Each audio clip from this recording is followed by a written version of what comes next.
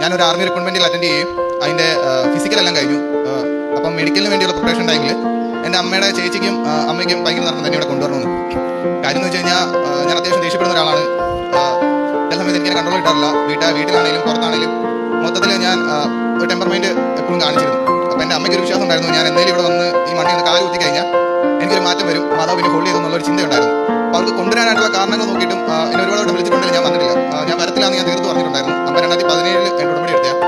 അപ്പോൾ അവിടെ ചെല്ലുന്ന സമയത്ത് ആളും എനിക്ക് വലിയ ട്രസ്റ്റ് ഒന്നുമില്ല, ദൈവത്തിൽ വിശ്വാസമുണ്ട്. പക്ഷേ പുറത്തിങ്ങനെ മാതാവ് എല്ലായിടത്തും മാതാവില്ല എന്നുള്ള ചിന്തയിൽ തന്നെ ഞാൻ പോയിക്കൊണ്ടിരുന്നത്. അങ്ങനെ 22 എൻ്റെ ഈ ഒരു ആവശ്യം വന്ന സമയത്ത് അമ്മയുടെ നിർബന്ധപ്രകാരം കുറച്ച് ഞാനിവിടെ വന്നു. ഇവിടെ വന്ന് അച്ഛനെ കാണാനുള്ള ടോക്കൺ അന്ന് അമ്മ എടുത്തിട്ട് അമ്മ ഇവിടെ വെയിറ്റ് ചെയ്യുക. അപ്പം ഇവിടെ ഭയങ്കര ആൾത്തിരക്കും കൂട്ടവും എനിക്കങ്ങ് പറ്റുന്നില്ല. കുറേ നേരം നിന്ന് ഞാൻ അമ്മയോട് പറഞ്ഞു ഞാൻ പോവാന്ന് പറഞ്ഞു നിന്നു. പക്ഷേ അമ്മ സമ്മതിക്കുന്നില്ല. ഏറ്റവും അവസാനം ഇവിടെ വെച്ച് തന്നെ അമ്മയോട് ദേഷ്യപ്പെട്ട് നിങ്ങൾ എങ്ങനെയാണെന്ന് വെച്ചാൽ പോരെന്ന് പറഞ്ഞിട്ട് ഞാൻ ഇവിടെ നിന്ന് ഇറങ്ങി ഞാൻ പോയി ഇവിടുന്ന് 100% കോൺഫിഡൻസിലാണ് ഞാൻ ഇറങ്ങിപ്പോയത്. കാര്യം എന്നെക്കൊണ്ട് സാധിക്കുന്ന കാര്യങ്ങളേ ഉള്ളൂ, എന്നെക്കൊണ്ട് പറ്റുന്നുള്ള ചിന്തയിൽ തന്നെ ഞാൻ ഇറങ്ങിപ്പോയി. ഞാനിവിടെ പോയി കഴിഞ്ഞ് ഒരു 2 ദിവസത്തിനുള്ളിൽ തന്നെ ഞാൻ അറ്റൻഡ് ചെയ്ത ആർമി റിക്രൂട്ട്മെന്റ് റാലി അതിൻ്റെ ട്രേഡ് അവർ അഗ്നിവീറിൻ്റെ സ്കീമിലോട് വന്നപ്പോൾ അത് ക്യാൻസൽ ചെയ്തു. ഒന്നും കൂടെ വേണമെന്നുള്ളത് വന്നു. എനിക്കത് ഓപ്ഷനില്ല.